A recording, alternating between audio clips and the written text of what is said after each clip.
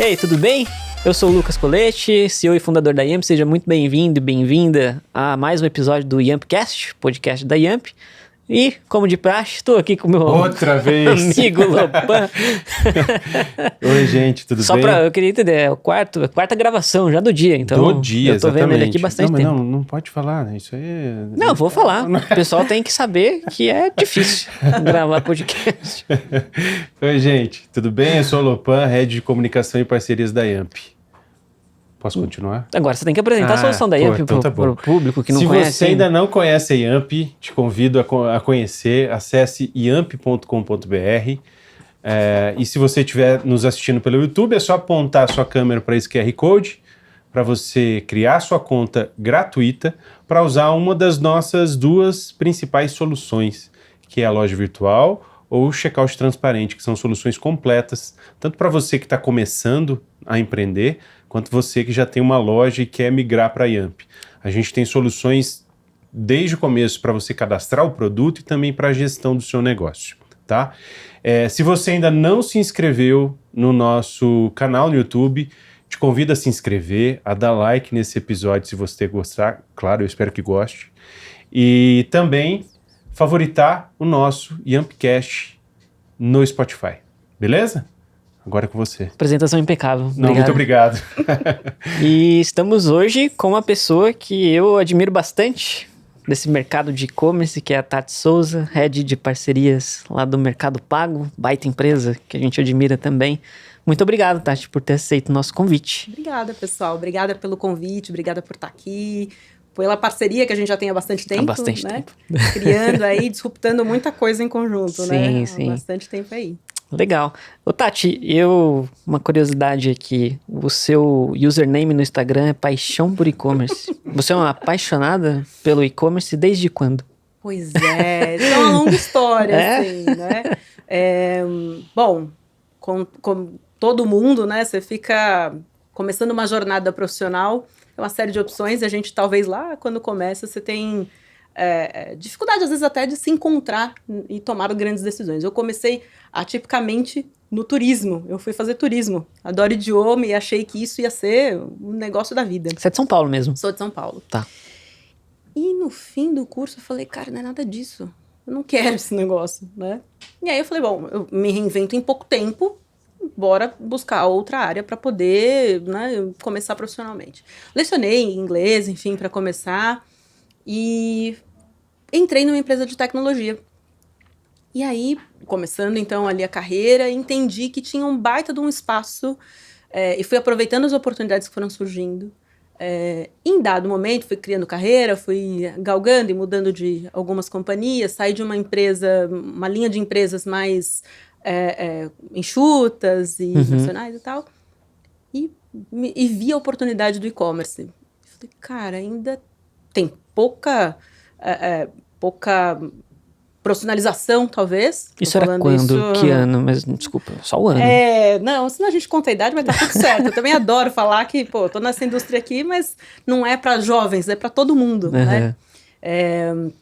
Tem uns 10, 15 anos que eu já opero aqui dentro de e-commerce. E aí, dado momento, veio a explosão do Instagram, eu compartilhava alguma coisa ali no LinkedIn também. Falei, poxa, eu sou acessada por tantos empreendedores que querem saber um pouco mais, vou falar, eu gosto muito dessa indústria, por que não ajudar essa turma? Vou compartilhar aqui conteúdo. Confesso que recentemente deu uma parada, as demandas começaram a se sobrepor, mas acho que é um bom insight aí para voltar e compartilhar conteúdo simples, para muita gente poder empreender também no digital. E sim, sou super apaixonada pelo e-commerce, porque me deu excelentes amizades, um grande acesso a conteúdo e conhecimento, e é uma carreira que eu acho que tem muita gente para a gente poder puxar e trazer para esse universo também. E o e-commerce só está crescendo agora, né? Tem muita oportunidade se a gente for comparar Brasil com outros países, outros né? Mercados, né? Outros mercados, então... Sim. Quando a gente olha para os grandes números de e-commerce nos últimos anos, né? Eu já fui empresa de plataforma, já fui lojista também, e a gente às vezes tinha que... Você tem 5 minutos para explicar o que é o e-commerce? Ainda depois precisava de um tempo, né, para explicar para as pessoas. Acho que dada a pandemia, a aceleração digital, O que a gente observou foi que o e-commerce entrou na vida do usuário, né, como consumo, mas também entrou na opção de empreendedorismo também de muita gente, né?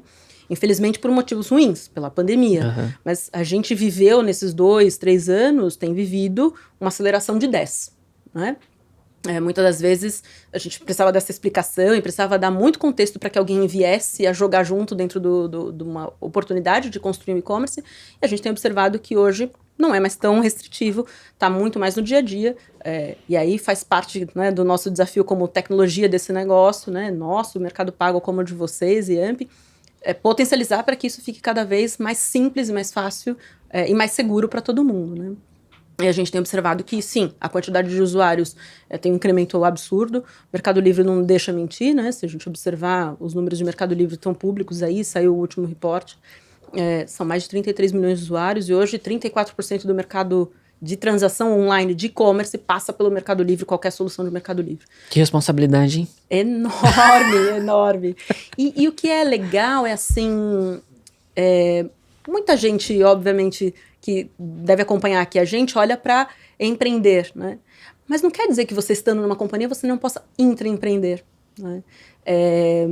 E tem uma grande responsabilidade, obviamente, nisso. Conduzir esses números, claro, mas dentro do Mercado Livre, por natureza, pela cultura da companhia, a gente tem que desafiar projetos que incrementem a vida dos nossos usuários, sejam vendedores ou compradores, mas com uma cabeça de dono. Eu sou responsável e eu gero impacto para essa comunidade, então eu tenho que assumir desafios e projetos e errar rápido e corrigir rápido, né? Eu acho que essa máxima é super boa para todo o universo desse ecossistema para gerar valor. E faz parte da cultura do Mercado Livre essa questão de agilidade, né? Entregar um valor ali rápido e com qualidade. Sim. Eu já participei, já estive em empresas que muito me ensinaram ao longo do tempo, mas eu acho que eu vivo uma cultura no Mercado Livre que é bastante diferente quando a gente fala a respeito do DNA mesmo. O DNA não é um papel pregado na parede definitivamente, longe disso. No Mercado Livre, os princípios culturais são exercitados no dia a dia e a gente se auto-reconhece em alguns deles. É uma cultura super dinâmica. Então, por exemplo, a gente tem um princípio cultural que é empreender assumindo riscos. O que quer dizer isso? Se eu fizer as mesmas coisas como estão ou como são, não vai gerar grandes outros valores ou grandes resultados. Eu vou precisar aprender e pilotar coisas para saltos, né, maiores. Então, a gente empreende dentro de uma companhia.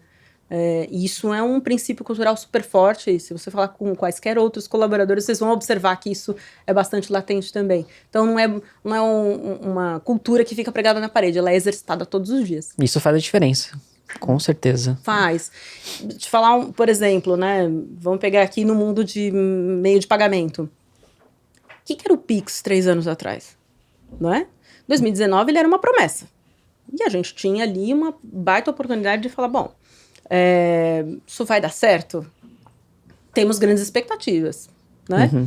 Você vai lembrar bem que a gente, conversando sobre isso, eu falei, e a gente começou a enxergar uma oportunidade, o time de tecnologia abraçou. Imagina, o Mercado Livre é uma empresa argentina, o Pix não está lá, né? Não está nos outros países hispanos onde a gente trabalha, né? São 8 países com meio de pagamento, são 14 onde a gente tem operação de todo o ecossistema, mas são 8 especificamente com o Mercado Pago, fora da plataforma de Mercado Livre. Cara, um pagamento instantâneo na América Latina. Então há uma desconfiança. E o que eu tenho que fazer como responsável por parcerias, entendendo que há grande potencial? Empreender assumindo riscos, gerar valor para o usuário, né, que é um outro princípio cultural, competimos em equipe para ganhar. São outro princípio, em que eu contextualizo, mostro para as equipes, envolvo para a gente fazer desenvolvimento e pilotar coisas importantes. Converso com os nossos parceiros e trago valor dessa experiência, né? E mostro o ganho de oportunidade que a gente vai ter junto, né? Nada se faz sozinho. E aí está o sucesso que não me deixa mentir, né? O Pix revolucionou o meio de pagamento, né? Tanto no e-commerce... E democratizou, né? Democratizou, e a gente vê no e-commerce ali um crescimento absurdo. 25% das transações de Mercado Pago hoje são Pix. Na Yamp são 33%. É muito significativo. Do share nosso ali. É muita coisa. É muita coisa. Né? E se a gente for parar para pensar, é o meio de pagamento de 3 anos. Né? Muito novo. Muito novo. E não sei se vocês viram mais recentemente, o débito online, que era um desejo, sei lá, 15, 20 anos, já contando a verdade agora, 15, 20 anos nessa conversa de querer colocar a experiência de pagamentos muito refletida na nossa experiência de mundo físico pro on, o débito era um negócio, era Frankenstein, você entrava e tinha que abrir o token, não é amigável. Sim. O nosso consumidor é instantâneo, o nosso consumidor, ele quer estar no mesmo ambiente, ele quer garantir segurança de ponta a ponta, começa a ter muita etapa, sabemos nós que isso não é o caminho. Tudo que envolve débito online viu a tomada de espaço que o Pix teve. O que está acontecendo agora? Estão correndo atrás do prejuízo, né? Correr atrás do prejuízo. E é isso, assim, não dá pra Sim. gente fazer as mesmas coisas esperando que os resultados, né, sejam exponenciais, não vão ser. E que bom que vem o débito online, vamos testar, vamos aprender, vamos ver o que dá para incorporar nas nossas tecnologias. Legal. Ô, Tati, você comentou sobre o momento, né, especialmente que o e-commerce passou devido à pandemia e uma aceleração aí de 10 vezes no crescimento. Você do outro lado, né, ali da tecnologia, como que foi esse momento lá para vocês? Eu entendo que foi um momento bem caótico e aí? Olhando um pouquinho, já passou 2, 3 anos, você olhando hoje, como que foi esse momento de pandemia ali, tudo fechado, o que a gente vai fazer agora? Pois é, acho que vivemos, né, de alguma forma, isso numa intensidade que ninguém nunca foi preparado para ela. A gente não tem modus operandi escrito em algum lugar para falar, olha, quando isso ocorrer, o que a gente vai fazer, né? Não tinha. Mas, estando num ambiente em que a própria companhia e a cultura te apoia, é claro que as demandas foram hiper sobrecarregadas, todo mundo trabalhou demais durante esse período, para garantir, né? Imagina um monte de pessoas que nunca tinham comprado online na vida no Brasil, estavam obrigadas a comprar neste método, né? Então, todos aqueles resquícios de segurança, né, todos os medos que tinham, elas tinham que quebrar. E como é que a gente faz isso do lado da tecnologia, garantindo tudo isso? Tem muito trabalho. Tem muito educacional. Pergunta para uma pessoa qualquer, até a gente que é heavy user, né, grandes usuários aí de online. A gente não sabe CVV de um cartão. Sim. A gente pega o cartão para olhar e falar, bom, CVV, coloco ali. Imagina um usuário que nunca fez uma operação online. A gente tinha que ensinar que a hora que aparece o campo CVV, você tem que olhar no seu cartão. Porque a gente recebia um monte de recusas, porque a pessoa colocava 000. Até o termo CVV, né? CVV. E aí, tem toda uma estratégia aqui para educar esse mercado de novos usuários, porque a gente não quer que eles momentaneamente, o desejo era, e isso tem sido construído, que eles não tivessem essa experiência só durante esse momento de sofrimento, e sim se tornem usuários e tenham esse consumo online como uma prática da vida. Né? E a partir do momento que ele teve uma boa experiência, que ele, né, quebrou certas objeções ali, pô, é seguro, não é? O que é um CVV? Pô, ele vai voltar a comprar, né? Exato. A ideia é essa, né? Exato. E eu acho que isso abriu uma janela de oportunidade muito grande. E aí, voltando para a demanda, para o trabalho, bom, a gente teve que aprender a trabalhar home office, não é?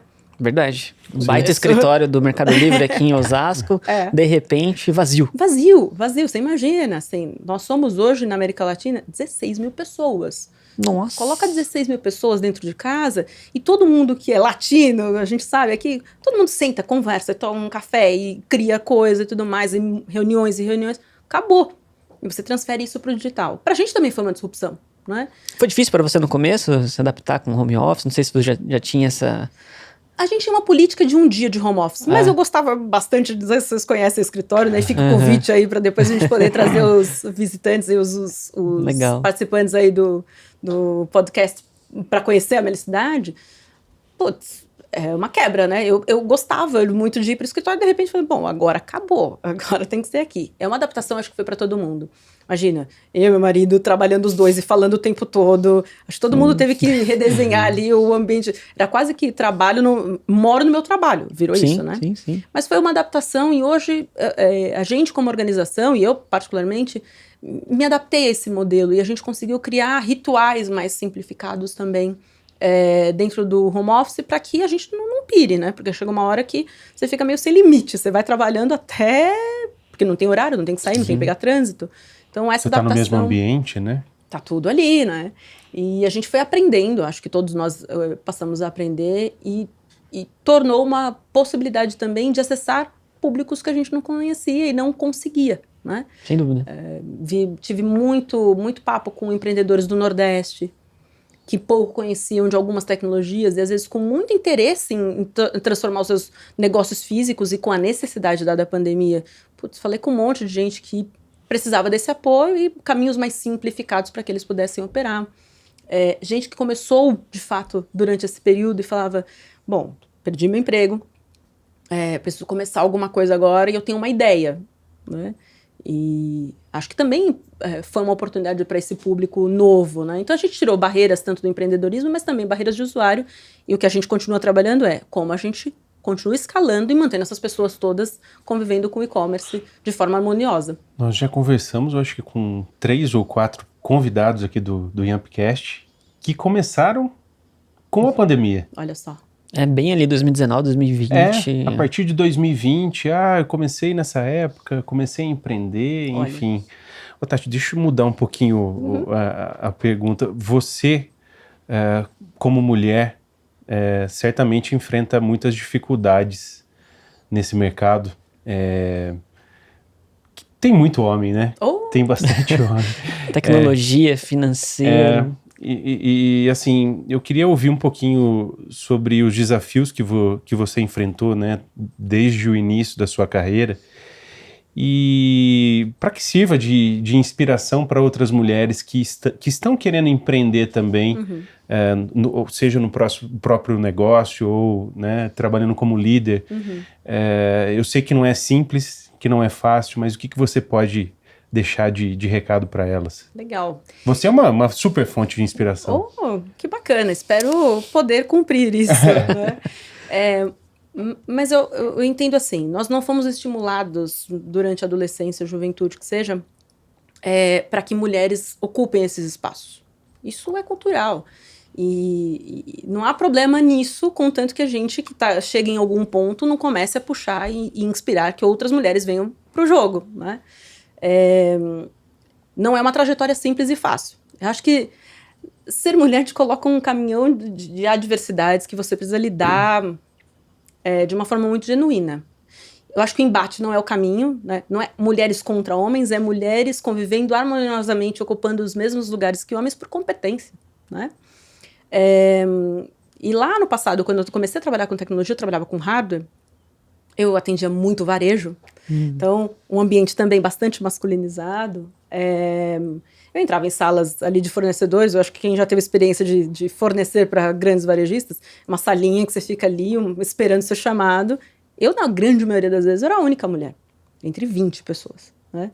E muitas das vezes as experiências de negociações não eram comumente realizadas como mulher. Eu era bem mais jovem, então você imagina, te coloca já num ambiente em que você tem um nível de exposição um pouco diferente. Mas eu acho que a grande sacada eu incorporei que eu precisava ser a pessoa tão competente a ponto de sentar e não me intimidar. Acho que o fato você não vai saber tudo, seja mulher, seja homem. Então, sejamos curiosos, eternos curiosos e querendo aprender. Esquece, se você está começando agora, se empreendendo ou intraempreendendo, não existe a faculdade que acabou e você vai morrer fazendo aquilo. Você vai se reinventar várias vezes. A gente vai ser economicamente ativo por muitos anos. Então, a gente precisa continuar aprendendo ao longo dessa jornada. Sendo mulher, você tem alguns outros desafios, né? Ambientes de tecnologia e de finanças, por essa cultura de não provocar que mulheres queiram estar nesse ambiente para aprender, para se formar e tudo mais, tem menos. Mas não quer dizer que seja proibido, não é? É possível. O fato como outras mulheres, podemos inspirar outras tantas que estão nessa jornada a vir para cá, né? A gente precisa mostrar que a competência nos credibiliza nas posições, né? O fato de não se intimidar pelos ambientes supermasculinos e acreditar que esses ambientes também são para nós, né? Talvez se lá atrás, quando eu tinha 21 anos, eu entrei numa conversa com uma grande rede de varejo, numa sala pequenininha, assim, e um cara bem maior que eu naquela época veio apontar o dedo na minha cara, assim, numa negociação, que é uma coisa que eu acho que é extremamente indelicada, seja com homem ou com mulher, mas assim, certamente ele queria me intimidar. Talvez se naquele momento eu tivesse dado um passo atrás e me diminuído perante a ele, eu obviamente não fui arrogante nem mal educada com ele, mas eu consegui com um argumento falar, olha, no fim das contas a gente só tá em lados da mesa diferente. Eu tô aqui por uma necessidade sua e você também precisa do meu conhecimento. Então, senta aqui pra gente poder conversar. Você não vai ganhar nada comigo no grito. Se eu tivesse me intimidado talvez naquele momento, talvez eu estivesse em outro mercado, não é? Mas eu vi que, putz, é daqui que eu vou tirar o combustível para continuar me potencializando e sendo uma mulher que briga junto de pé de igualdade com outros tantos homens. Não é? E eu acho que essa consciência que a gente tem hoje é muito bacana que as pessoas estejam notando que esses ambientes podem ter mais mulheres para competir, mais mulheres para se ajudar. E a gente, e aí falando em competição, nós somos estimuladas muitas das vezes a competir com a colega. Cara, zero. Assim, se você for boa, eu quero mais que você seja. Eu tô aqui para ganhar com você, eu quero mais que você brilhe também, né? É óbvio que a gente vai ter concorrente e tal, mas se você vir mais mulheres, né? Eu participo de alguns grupos de mulheres. Se a gente vir mais mulheres dentro desse ambiente, que bom! A gente tá puxando mais gente para estar junto com a gente. E você acha que tem melhorado essa questão do cenário, de novas lideranças femininas, esses debates? Você acha que essas questões têm melhorado?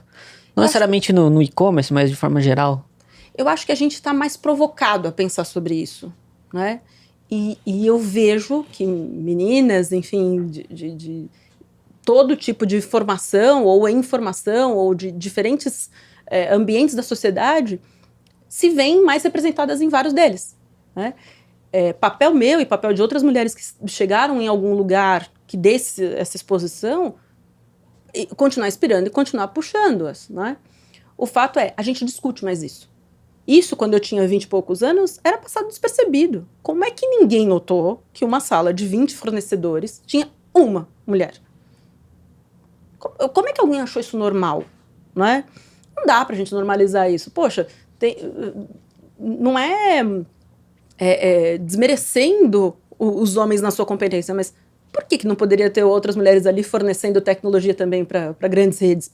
Enfim, a gente tem que começar a olhar isso e achar um pouco estranho, não é? E ver o que a gente estimula dentro dessa comunidade para falar, tem alguma coisa errada, eu preciso capacitar mais as pessoas, porque é possível, né? Que seja uma falta de capacitação, seja uma falta de dar voz, e se a gente pensar entre mulheres que não é uma competição, o que eu estou fazendo para minha colega conseguir ter espaço para estar num podcast de tecnologia falando de uma forma mais simplificada sobre toda essa jornada? Eu tenho que estimular outras tantas. Espero que outras tantas vejam e falem, putz, eu posso estar ali também. Né? O incompreensível é, se alguém da minha geração, e aí, de novo, né, a gente vai falar de idade. Caramba, mas tô tudo bem. 41 anos, tá? Zero problema. Mas se alguém da minha idade ou das posições em que eu galguei ou que esteja aqui jogando junto em cargos de liderança, continuar achando normal ter poucas mulheres em tecnologia e finanças, aí temos um problema. Mas digo que nos ambientes em que eu tenho participado, Mercado Livre com os grupos de afinidade, mercado de e-commerce, Mulheres no E-commerce, para quem não conhece, é um super grupo, Carol Moreno, uma mega inspiração, Thaisa Fabrizio também, ali fundadoras do Mulheres no E-commerce, que estimula que mais mulheres estejam nesse ambiente de protagonismo, por competência, por grandes cases, pela trajetória que construíram. Então, que mais pessoas enxerguem essas oportunidades dentro das companhias, desses grupos de afinidade, para continuarem motivando outras mulheres a fazerem parte dessa grande massa. E isso não pode parar. Vale só um parênteses aqui, a Yamp se tornou apoiadora de Mulheres no E-commerce. Que maravilha! Falei pra Tati, foi eu muito legal. Super feliz. Isso, essa pergunta, essa provocação que eu fiz para você é justamente para que a gente gere mais consciência de que as mulheres podem, de fato, estar onde elas quiserem. Exato. E a Yamp defende essa bandeira. Né? A gente tem um olhar muito especial para a mulher e a gente quer incentivar que elas se tornem empreendedoras. Né? Esse é o nosso papel, é o que a gente pode fazer. Eu sei, são dois homens aqui conversando com você, não é tão... né? Mas assim, a gente tem consciência disso e a gente quer cada vez mais dar voz e vez às mulheres. Esse é o nosso papel. Sim, e o que é legal, né? Eu acho que se a gente for falar de modalidades de e-commerce, tem um montão que poderia... O dropshipping é um modelo que tem trazido cada vez mais mulheres para esse ambiente, né? E eu acho que a gente, como provedores dessas tecnologias, a gente tem a oportunidade de encorajar essas pessoas a trazerem, e mulheres, enfim, para estarem nesse ambiente, empreendendo, entendendo de tecnologia, começando seus negócios e se sentindo parte desse ecossistema, né? Eu costumo dizer que, assim, boa parte da turma que trabalha ali comigo, ali no Mercado Pago, a gente está bastante equilibrado. O Mercado Pago tem 52% de mulheres dentro do seu negócio. E a gente busca trazer cada vez mais, e diversidade, né? Putz, será que eu tenho pessoas que pensam diferente de mim? Né? Acho que está muito ligado à proposta, né, do Mercado Pago de democratizar o dinheiro, né? Acho que começando por ali, né? Por dentro de casa, né? O dinheiro dentro da América Latina, a gente sabe, para empreender ou para ser, enfim, um consumidor, o acesso ao dinheiro é um negócio complexo aqui. A gente tem, enfim, inconsistências financeiras, políticas e tudo mais, que é um ambiente bastante instável, né? Isso faz com que empreendedores, para acessar dinheiro, tenham um grau de dificuldade enorme perante a grandes negócios que estão, né, mais solidificados. E faz parte do modelo de negócio financeiro, né, da indústria financeira. E a proposta de valor do Mercado Livre e do Mercado Pago são, de fato, democratizar o acesso ao dinheiro, democratizar o acesso ao comércio eletrônico. Porque se eu não viabilizar com soluções tecnológicas que esse circuito seja encurtado ou seja mais simples, nada vai se construir nesse ambiente, né? Não sei se vocês sabem, mas o Mercado Livre representa quase 1,6, posso resgatar os números, mas tem uma representatividade no PIB brasileiro absurda. Tem famílias inteiras que dependem de Mercado Livre e Mercado Pago. Caramba. Então, a gente está falando de empreendedores, não estou nem falando de quem trabalha ali dentro. Então, quando a gente fala de, acho que são 0,16, é isso, por cento do PIB nacional passa por Mercado Livre, olha a responsabilidade, né? Mas olha como a gente mudou vidas, né? Olha como pessoas usam as nossas tecnologias para montar o seu negócio, empreender, pode ser que sejam planos B, né? E tá tudo bem, né? Mas o acesso ao crédito, a democratização do crédito, o acesso ao dinheiro, ao comércio, estão no nosso DNA, porque sim, se a gente tem acesso e conhece dessa praça, né, complexa, enfim, que a gente consiga viabilizar isso. Eu acho que nessa pauta em específico, mulheres têm uma grande participação nesse negócio. A gente tem vários cases muito legais de empreendedoras que começaram e subiram alguns impérios aí de negócios, considerando aí Mercado Livre ou Mercado Pago nas suas lojas online. Então é super bacana ver isso acontecendo e que a gente continue puxando aí cada vez mais colegas para estarem nesse ambiente também, competindo no negócio, mas estando todas em harmonia no fim do dia para a gente dar voz para todo mundo. Né? Pela causa. Legal. Ô, Tati, queria entrar um pouquinho mais sobre Mercado Pago.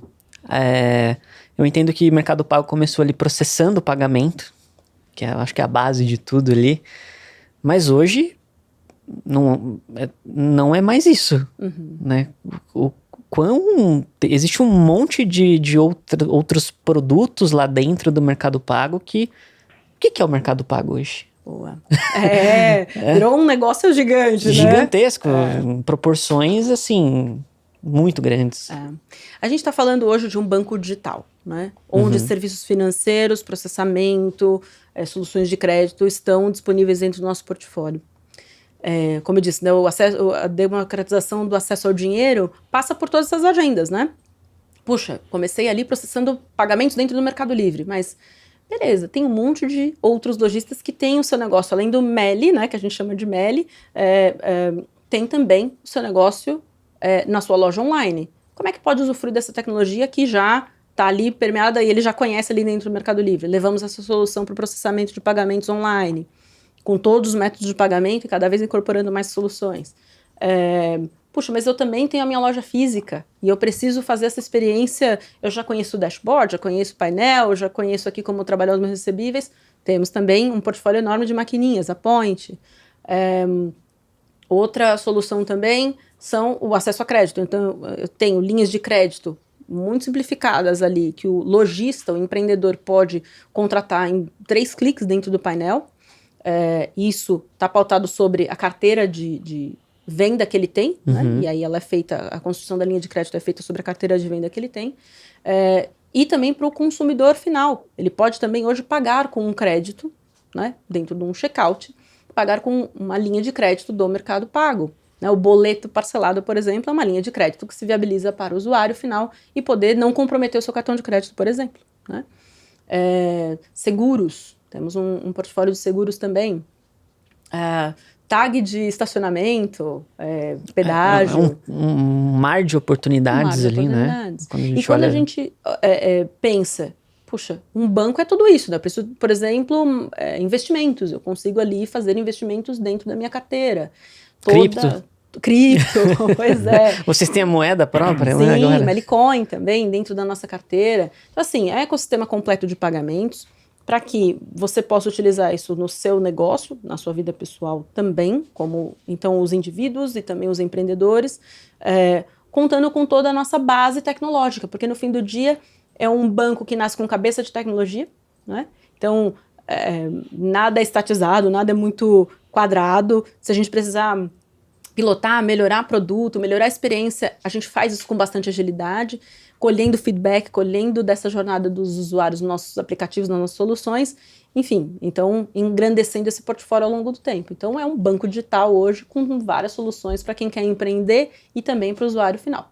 Que legal, vocês se posicionam muito bem, né, em relação ao varejo, né, para esse cara final ali, né, como wallet, o cara tem ali pagar com o Mercado Pago. Sim. E em cima disso ele poder fazer uma série de ações, investimentos, seguro. Cara, isso é muito legal. Muita tirar coisa. O chapéu aí, como vocês são estrategistas. Muito legal. E a gente é bastante consciente de onde a gente vai continuar melhorando. A gente conhece muito de América Latina, a gente sabe que continua tendo desafios nesse propósito de democratizar o acesso ao comércio eletrônico e ao dinheiro. A gente vai continuar melhorando as nossas ferramentas nesse território que a gente bem conhece. Né? Legal. E essa conscientização passa por todas as áreas de negócio, são várias BUs, né, que a gente chama vários business units dentro do Mercado Livre. Eu vi um movimento recente entre as principais marcas ali do grupo, né, Mercado Livre, Mercado Pago, meio que agora existe uma ação de vocês aproximarem as duas marcas. O porquê disso? Acho que o Mercado Pago se posiciona agora como banco oficial Mercado Livre, alguma coisa nesse sentido. Qual que é o que tem por trás disso? Boa. Muitas vezes as pessoas... Que interessante, né? Todo mundo conhece Mercado Livre. Se você for em qualquer roda de amigos, o pessoal sabe o que é Mercado Livre, né? Falava há pouco que o Uber que eu peguei comentou do Mercado Livre e de uma modalidade de empreendimento que ele também está fazendo digital. Então, tá na vida das pessoas. Acho que a gente é indiscutível nesse ponto. Mas o Mercado Pago não é uma associação trivial das pessoas, apesar de também ser mercado, né? Deveria estar muito mais correlacionado. Mas o Brasil é gigantesco, se a gente for considerar, enfim, tem vários Brasis dentro do Brasil, né? Existem culturas muito particulares em cada uma das regiões. Então, dar essa segurança de que nós somos o banco do Mercado Livre, né? Colocar de forma mais sinérgica as nossas marcas, faz com que toda essa população gigantesca consiga enxergar isso com mais clareza, né? São avenidas diferentes, são negócios diferentes ali, mas é óbvio que se beneficia com o aprendizado do outro. A gente está falando de 23 anos de Mercado Livre no Brasil, nasceu junto com o Mercado Livre da Argentina, e são milhares de empreendedores hoje nas duas plataformas. A gente tem um behavior de consumo construído em 23 anos. Então, poxa, por que não o Mercado Livre usufruir da experiência de pagamentos para trazer mais insights para compradores e vendedores? E por que não o Mercado Pago também melhorar cada vez mais os seus motores, né, para entregar mais soluções financeiras? Então, é uma sinergia que faz sentido para a gente mostrar para o mercado. A gente está junto, a gente é o mesmo ecossistema, são negócios diferentes, é o mundo azul e o mundo amarelo, mas a gente faz parte de um mesmo contexto. Legal. Eu queria entrar aqui especificamente num tópico. Hoje a Yamp atende muito o segmento de dropshipping, né? Que, enfim, qualquer pessoa praticamente pode abrir uma loja sem estoque e, enfim, ter oportunidades ali de crescimento sem necessariamente ter um capital ali para comprar, né? O estoque e tudo mais. E há uma dor muito grande sobre a tal da recusa de pagamento, né? O dropshipping recusa pagamento. Como que você vê isso? Porque parece que cria-se um mito que recusa de pagamento não pode existir.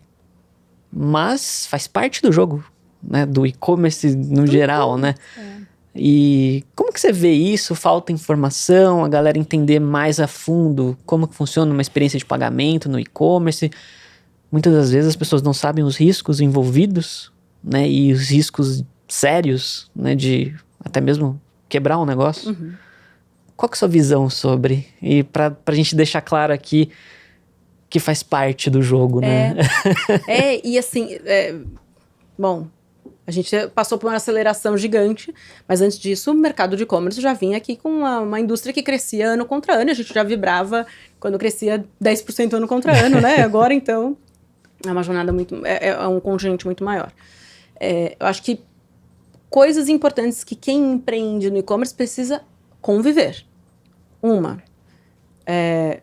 Chargebacks são da natureza do negócio. As pessoas podem se arrepender ao comprar alguma coisa. Não soframos com isso. A gente precisa ter políticas bastante bem desenhadas no nosso negócio que, né, respaldem esse consumidor, mas isso é da natureza. Vai ter gente que não vai querer conseguir com a transação. Chargeback, tá claro? Então, chargeback é a recusa do usuário sobre uma transação. Como é que a gente mitiga isso? Né? Comprei numa loja. Vamos pensar num consumidor cada vez mais urgente. Comprei numa loja.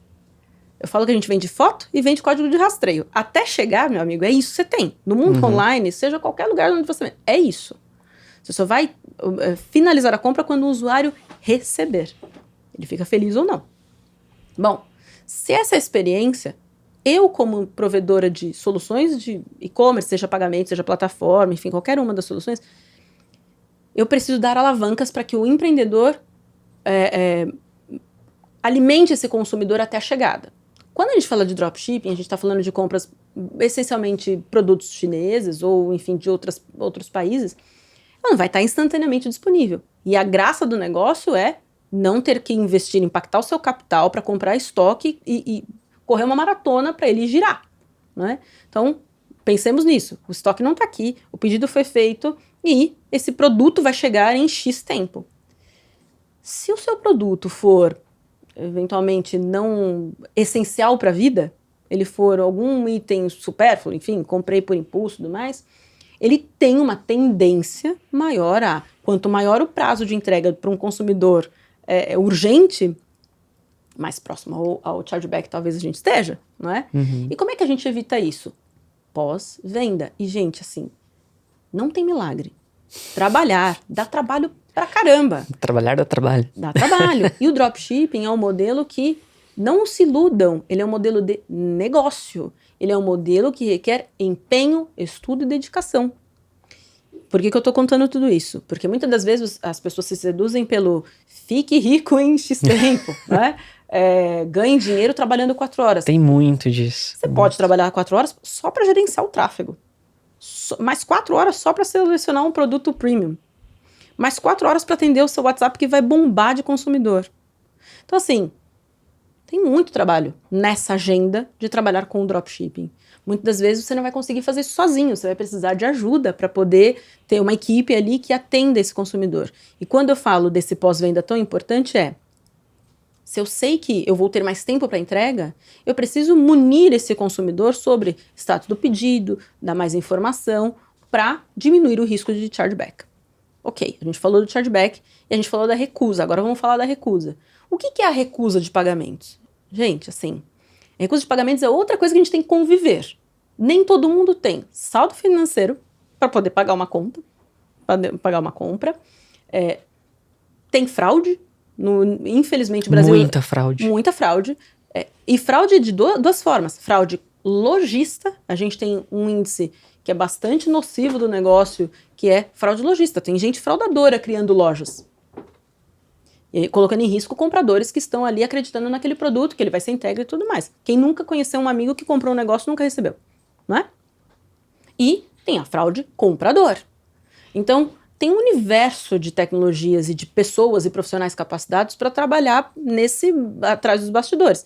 Mas isso é um indicador que a gente vai conviver, né?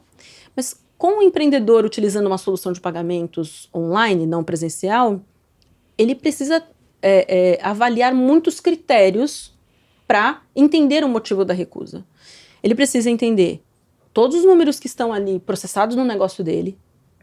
Por isso que eu falo que exige dedicação, exige estudo. Você precisa entender qual é a performance do seu e-commerce. Eu estou vendendo e as vendas estão convertendo bem, eu estou com o melhor SLA, né, o menor nível de entrega, né, prazo de entrega para o produto. Eu estou dando informação para esse consumidor depois da compra, para que ele esteja bem preparado, que, vai levar 15, 20 dias. Pensa, gente, mercado de e-commerce aqui, a maioria das vezes as pessoas querem para ontem, né? Tem o Mercado Livre. O Mercado Livre criou essa cultura, desculpa, gente. Mas é isso, assim, o consumidor está exigente porque ele tem experiências em que ele tem produto muito mais rapidamente. Então a gente precisa municiar. Bom, e a recusa em si, como é que a gente convive com ela? Ela vai ocorrer por esses fatores. Pode ser dado errado que o consumidor colocou, pode ser fraude, de fato, e a gente salvou você dessa operação fraudulenta, pode ser... enfim, uma série de inconsistências, um cartão clonado, trocado, enfim. E podem ser coisas que são atreladas de fato, a fraude comprador, que é onde a gente entra com os nossos motores. E aí, para ninguém pensar que meio de pagamento é a parte ruim da história, a gente só ganha dinheiro quando aprova. Então, não pensem vocês que a gente fica feliz com o índice de recusa. Não faz sentido nenhum, né? Nenhum. O que mais a gente quer é trabalhar com tecnologias que levem a melhor aprovação. Só que a aprovação da transação no fim das contas passa por uma série de coisas. Se o produto está bem posicionado e descrito, como é que ele chega, como é que é a experiência dele, que a cor, a variação, tá fácil de entender? Lembra que muita gente entrou no e-commerce e nunca tinha comprado, e continua acontecendo. 2, a sua descrição detalha bem a qualidade do produto para que ele não chegue ali e, enfim, ao longo do tempo possa recusar tanto na entrega ou antes dela? Outra coisa, seu checkout representa, de fato, todos os steps certinhos para que o consumidor preencha? É o que eu falei, as pessoas não sabiam que era CVV. Pode ter um monte de gente que não saiba. Eu explico, eu tenho um íconezinho ali de informação, eu viro o cartãozinho quando ele aparece. Outra coisa, a política de troca do seu e-commerce está clara? Você fala que você é um dropshipping, que seu produto não está no Brasil? Porque isso é uma regra máxima. Se você não disser isso, possivelmente, numa varredura de prevenção à fraude tecnológica ou humanizada, a primeira validação é um seller de dropshipping. E na nossa política a gente aceita dropshipping, nenhum problema, é uma modalidade que a gente quer cada vez mais fomentar, porque a gente sabe que o empreendedorismo vai passar por isso, né? Então, a gente desde 2019 tem fomentado esse conjunto e, né, conseguido ajudar muita gente a empreender nesse mercado. Mas se você não deixa, não cumpre a sua parte do jogo, deixar uma loja bem detalhada para o consumidor, criar todas as informações para que ele se sinta seguro de ponta a ponta, definir também, deixar bem claro que você é um dropshipper, que você não tem estoque, que você passa por essa política e que o produto pode ter uma entrega maior, como é que eu tô falando tecnologia, tá? Não é a Tati persona, mas como é que o Mercado Pago lá, com toda a tecnologia, vai poder aprovar transações se o lojista não cumprir primeiro a sua parte? E segundo, se o consumidor também vier de uma base ruim. É importante a gente dizer, quando a gente gerencia o tráfego para a nossa loja, a gente tem que saber para quem que a gente está vendendo. Não adianta eu querer vender caneca é muito genérico, dá para todo mundo, mas assim, sei lá. Microfone para podcast. Para podcast, para talvez uma base que, sei lá, eu organizo ali a minha base, organizo todos os meus canais de aquisição, sei lá, eu vou impactar mães com bebês recém-nascidos. Qual é a propensão dessa base? Talvez você tenha uma recusa maior, né, nessa jornada, não a recusa bancária, mas assim, uma recusa prejudicada ao longo do tempo, porque você não trouxe nem a persona correta ali. Né? Então, primeiro, a recusa não é um fator que nos agrada, mas ela é do negócio. Por N fatores. Faz parte. Mas a gente otimiza o processo de recusa se o lojista, o empreendedor, assumir para si a responsabilidade de dar mais qualidade sobre a sua conta, seja na loja ou na sua conta do Mercado Pago, e der a capacidade para que o consumidor sinta segurança nesse processo como um todo. E ela não acaba, a experiência de compra não acaba só você integrando uma coisa com a outra. Tem todo esse trabalho que eu falei, descrição de produto, detalhamento, máximo de fotos, máximo de criativos, informação no seu checkout. Vocês têm uma experiência excelente de checkout, né? Faz parte do lojista também aprender como trazer essa informação para o usuário para garantir que ele consiga converter a venda por ali. E, gente, tem um índice de inadimplência muito grande dentro do mercado brasileiro, né? A gente está vendo aí, tem uma série de pessoas que não vão ter crédito. A gente vai ter que conviver com isso. E talvez mudar as nossas métricas. Talvez eu vou impulsionar um pouco mais o Pix. Talvez eu vou dar mais benefícios para o uso do boleto. Eu sei que o boleto hoje está cada vez menos presente, mas, enfim, outras formas da gente poder capturar essa transação também. Pode ser que o cartão de crédito desse usuário esteja comprometido. E um ponto sobre a conta do Mercado Pago que eu queria deixar aqui de recado. Eu não conheço você como lojista. Ainda não te conheço. Você acabou de criar um negócio. Pensa se você fosse o banco. Só tem lá a URL, né? Você criou a conta com o seu nome e o seu e-mail. A conta do Mercado Pago você cria muito simples. É o nome, e-mail, telefone. Nós liberamos dinheiro em D0, ou seja, o Lucas comprou na minha loja, hoje, passou a transação, o dinheiro do Mercado Pago já está disponível para que ele acesse.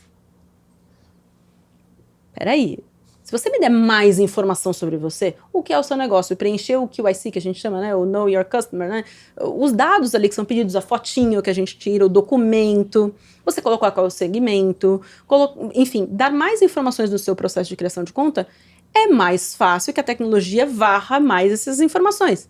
Se você me der pouco, eu também vou confiar pouco, porque eu vou te entregar dinheiro em D0, que é a nossa prática. Então, e é um risco muito grande para você como instituição financeira ali por trás.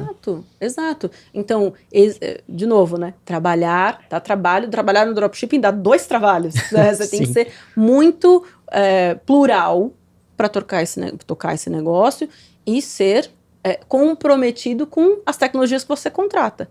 E o meio de pagamento talvez seja uma das mais importantes ali, porque é onde você vai ver se o negócio está dando certo ou não financeiramente, né?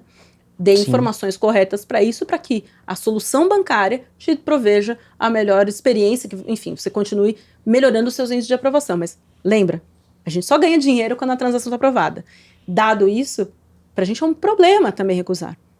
Que a gente precisa educar cada vez mais o dropshipper a usar as melhores práticas de todas as soluções, e aí sim ele vai ter uma aprovação melhorada ao longo do tempo. Então fica aí o puxão de orelha para quem não coloca prazo, não tem política de troca clara, não faz pós-venda, não se relaciona com o cliente, que é o básico, né? É o básico. Fazer o básico dá certo. Eu falo, gente, o feijão com arroz, gente, nunca deu errado nesse Brasil. Feijão com arroz bem feito, não inventa. Às vezes você tá gastando uma baita energia em buscar um monte de criativo, né? Tá bom, é uma parte. Mas aquelas pessoas que compraram semana passada, você já deu resposta? Você colocou o WhatsApp ali para acesso, mas quando você vai ver, o seu direct, o seu WhatsApp estão explodindo e você não deu uma resposta. Peraí, então tomemos cuidados também, porque vender é muito bom, mas continuar vendendo é melhor ainda. Então, continuar vendendo é a mágica. E chegar no topo, gente, eu já vi muita gente começar do nada, vender 1 milhão, 2 milhões de reais no mês seguinte, maravilhoso. 4º mês quebra. Porque não entregou metade dos produtos. Não, isso que você falou pra mim é o corte da semana. Vender é bom, continuar vendendo é melhor ainda. Pô, sensacional. E a gente só vai fazer com que essa comunidade seja cada vez mais expoente, seja mais representativa, se a gente se comprometer que isso é um negócio, né? E se vocês quiserem, inclusive, visitar o blog do Mercado Pago, tem uma coluna específica de dropshipping ali, tem um e-book maravilhoso que a gente criou, completo de como você coloca o negócio de dropshipping de fato como uma modalidade de empreendedorismo profissional. Informação não falta, né? Não falta. Né? E eu falei lá no começo, a minha vida profissional foi, eu preciso ser mais curiosa, eu preciso ser mais atenta e preciso continuar aprendendo porque as coisas vão mudar, isso é uma certeza, certo? Sim. É a única certeza É que a a gente única tem. certeza. A gente acorda com uma programação, sabendo das reuniões, sabendo de todos os nossos negócios, todos os nossos compromissos, mas possivelmente as coisas vão mudar e a gente tem que ter a velocidade para poder se reencaixar, né? O negócio não é diferente. Então, que os nossos empreendedores que olham para o dropshipping como uma oportunidade de negócio, entendam que precisa se dedicar, precisa aprender, precisa estudar e viver sendo curioso, né, para que o negócio em si se sustente. Não adianta ter um produto vencedor, explodir de vender, no quarto, quinto mês alguém descobriu o seu produto e acabou o negócio. Não, você quer continuar ganhando dinheiro, então que você continue curioso e atento aos seus clientes, que são a sua base importante. Legal. Ô, Tati, você comentou que a única coisa que a gente não tem é certeza, né, do que vai acontecer, mas você imagina ou já existem alguns indícios para onde o e-commerce vai caminhar? Você, como uma pessoa envolvida diretamente na indústria, vocês lá dentro de Mercado Livre, Mercado Pago, tem alguma tese do que vai ser o e-commerce para 23, 24, 25? Porque a gente vê que meio que tem alguns problemas acontecendo, né? Não só no e-commerce especificamente, mas a gente está passando por um processo estranho no mundo. Guerra, economia, enfim, bancos quebrando, taxas de juros elevadíssimas. O que vocês estão pensando? Bom, eu acho que dá para ser um pouco filosófico, né? Até, mas eu acho que tem coisas muito práticas. Daria para ser futurista aqui, mas vamos ser práticos. No mercado onde a gente tem algumas... É um mundo estranho neste momento, né? Todas as grandes empresas e acho que cada um de nós, como indivíduos dentro das nossas casas, a gente está buscando ser mais eficiente. E o que é ser mais eficiente? É escolher coisas, pequenas batalhas ou grandes batalhas, mas num número reduzido. Não vou querer atirar para todos os lados, não vou querer fazer tudo ao mesmo tempo. Mas escolher propósitos importantes para a gente perseguir e ser o melhor nisso, né? A gente tem observado que consumidores, por exemplo, estão mais exigentes sobre, por exemplo, consumo de produtos com menos plástico, com menos desperdício, com custos logísticos com menos poluentes. Tem uma agenda no Mercado Livre importantíssima de resguardar que as nossas operações sejam mais eficientes ecologicamente, com menor impacto para a sociedade, né? Tem estudos de, como é que eu embalo com mais eficiência para chegar no consumidor com produto íntegro, né? Mas com menos desperdício, enfim, de plástico, bolha ou qualquer outra coisa que acontecione ali. A gente desafia os nossos fornecedores a também trazerem soluções cada vez mais que gerem menor impacto e que conversem com esse consumidor que nos pressiona para esse tipo de agenda. Isso é uma agenda importante lá dentro. Outra coisa, a gente tem observado que o consumidor, passou a pandemia, tem uma volta ao mundo como ele é, né? E por razões óbvias, o ser humano não foi preparado para viver num quadrado, né? A gente é social, a gente quer o sol, a gente quer conviver com tudo isso. Tá tudo bem. Ainda mais o brasileiro, né? Ainda mais o brasileiro. Latino-americano. O país tropical, sim, né? Tudo bem. Como é que a gente coloca as nossas soluções para estar em harmonia com ambientes físico e online? O tal do omnichannel que a gente falava 15, 20 anos atrás, que era um desejo, hoje é uma realidade. Circule num shopping. Shopping vai morrer, Tati? Negativo. O shopping vai ser um ambiente cada vez mais de experiência. Quanto mais experiências ele tiver, e quanto mais o lojista que expõe produtos dentro de um shopping center entender que ali é um espaço de degustação, é um espaço de tirar dúvidas, é um espaço de materializar. Tá. Exato. Para todas as idades, porque antes falava assim, não, a senhorinha continua comprando aqui. Negativo, ela vai ali com o celular, ela olha a geladeira, questiona o vendedor e fala, mas aqui tá mais barato. Clássico. Não é? E como é que a gente convive harmoniosamente com tudo isso? Pensar que não dá para viver sem o digital, como não dá para viver com o mundo físico, porque é a nossa realidade. Então, a gente tem colocado cada vez mais as soluções para conversar a respeito desses dois ambientes. Porque um não vai matar o outro, digamos assim, nenhum ambiente vai matar o outro, só que eles precisam conviver harmoniosamente. Por exemplo, tem grandes redes de lojas, enfim, que têm suas lojas oficiais ou lojas dentro do Mercado Livre, né? Mas tem a sua loja online também. E tem também os seus representantes, os seus vendedores vendendo pelo link do Mercado Pago. né? Ou até impulsionando nas suas próprias redes sociais. Hoje, o indivíduo virou também uma extensão da própria empresa, não é? Eu estou aqui falando de Mercado Pago, Tati falando de Mercado Pago, então intraempreendendo é um pouco da Tati, um pouco do Mercado Pago. Isso acontece em um monte de nossos empreendedores também, um monte dos nossos lojistas tem os seus funcionários também reverberando a sua marca. Isso é uma realidade. Como é que então, olhando aqui para pagamento, eu conecto esses canais de venda de forma simplificada para que o gestor desses canais de venda consiga ver a venda transacionada pela maquininha point, ver a venda transacionada pela loja online, consiga entender os impactos do seu vendedor que está vendendo por link de pagamento, o que vem ali de transação também por redes sociais, vendas eventualmente por grupos, em Facebook e tudo mais, WhatsApp, enfim. Esses canais de venda são parte da nossa estratégia de alocação dos nossos produtos para facilitar essa jornada.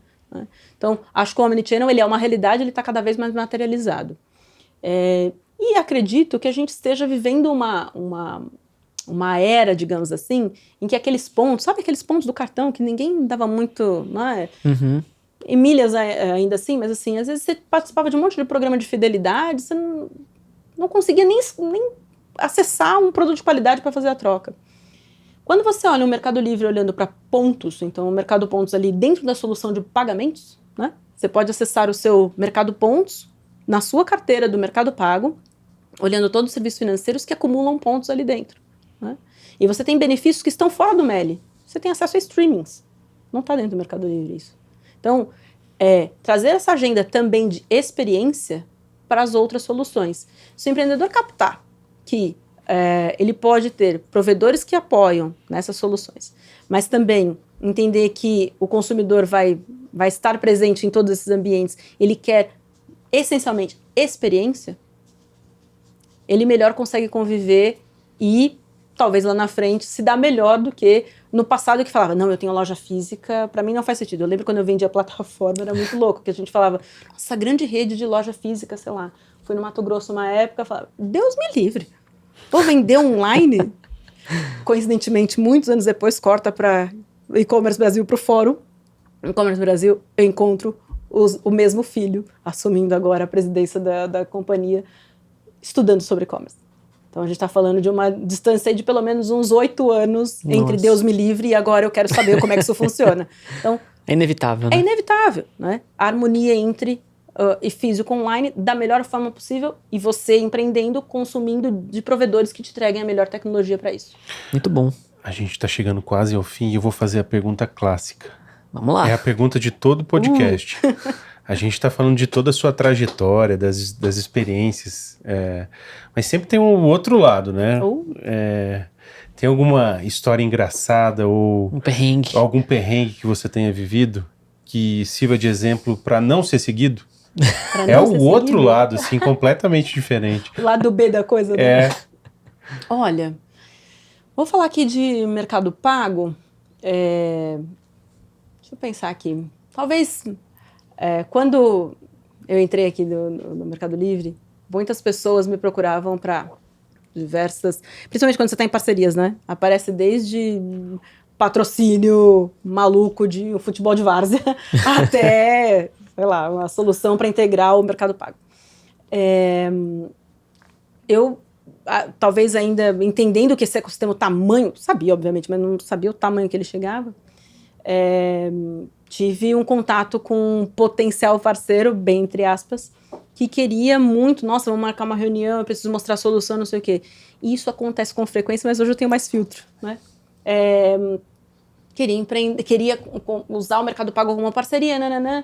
No fim das contas, era um negócio, era uma ideia apenas, ele não tinha nada construído. Ele me acessou pelo LinkedIn, eu abri as portas da Melicidade, marquei uma reunião com ele, sabe, fiz super um discurso, eu falei, tá bom, qual é a sua proposta? Ele não tinha apresentação.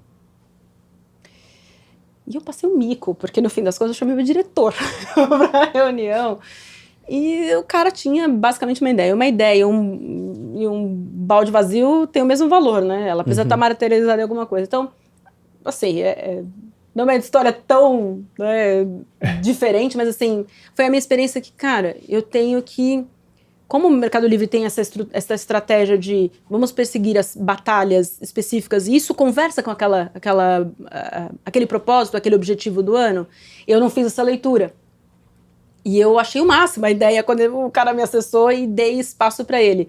É óbvio, depois a gente conversou, fui dando um pouco mais de contexto para ele, fui entendendo também o meu papel e falei, cara, esse negócio da prática dos princípios e do nosso plano do ano faz muito sentido. Então, hoje eu não caio mais nessas roubadas, mas eu acho que isso eu tiro pra vida, assim.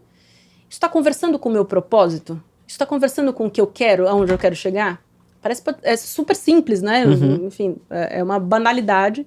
Quem nunca entrou numa reunião que você fala, não devia estar aqui, mas isso eu faço um filtro hoje pra mim. Será que isso daqui está conversando com onde eu me comprometi para 2023? Não. Então, eu tenho que rever as minhas prioridades. Ou se isso é um fator novo, eu fui lá e incremento essa informação, né, esse novo elemento na minha agenda, na minha prioridade. Mas se não conversar, cara... E é um aprendizado para ver. Tira o foco, porque isso vai te desviar o foco do foco. É a coisa principal para você entregar. Muito bom. Dizer não é... A gente fala muito dádiva, sobre isso, né? É uma dádiva, né? Eu demorei muito, sabia, Lucas, para aprender a dizer não. Acho que quando a gente é muito comercial, quando a gente fala com parceiros, a gente fala muito sims, né? Tem muitas possibilidades, né? Sim. Se a gente quiser fazer um evento para fechar um estádio juntos, a gente faz. Mas você está conversando com as nossas prioridades do ano? Talvez não. Uma frase que eu gosto bastante, que está bem ligado a isso, acho que é priorizar é descartar boas ideias. E tá tudo bem. É outro corte importantíssimo. E a gente precisa fazer essa análise se isso está, de fato, de acordo com aquilo que você se comprometeu a entregar. Sim. Né?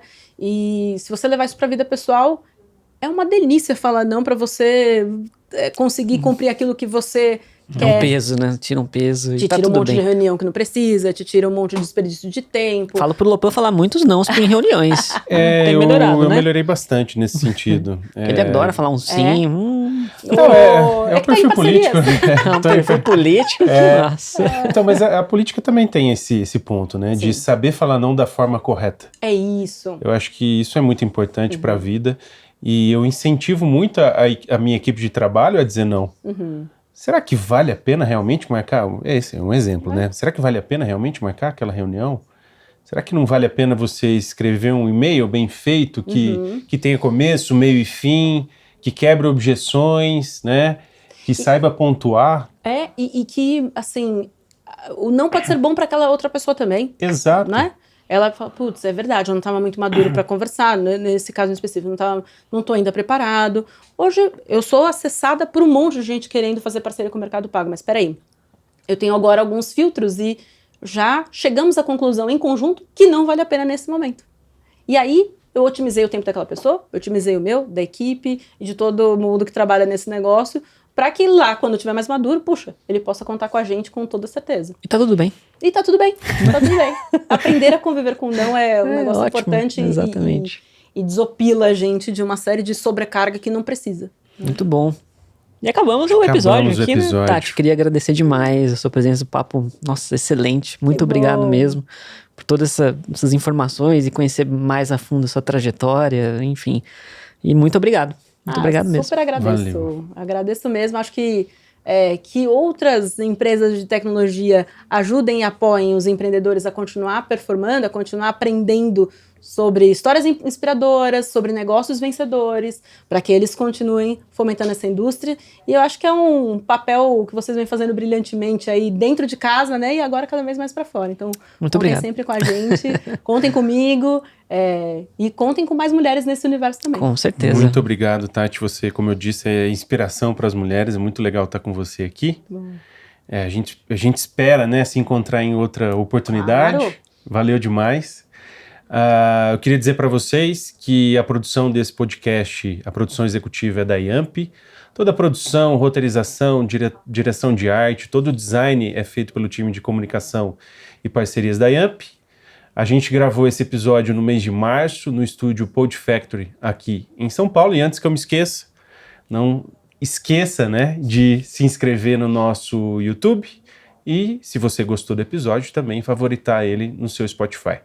Até a próxima. Tchau.